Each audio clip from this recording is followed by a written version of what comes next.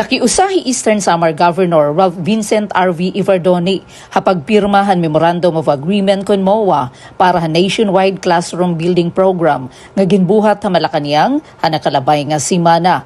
Kabugusan nga 82 nga gobernador tikang nga magkaiba-iba nga probinsya bugos nga nasod nga nagrerepresentar hin sobra 90% han mga lalawigan ang nagpahayagin suporta ha inisyatiba nga nagtutuyo parig-unon ang partnership han Department of Education DepEd nganhan mga lokal nga pamunuan hapagtukod hin mga classrooms. Ang programa nga ginsuportaran ni Presidente Ferdinand Bongbong Marcos Jr.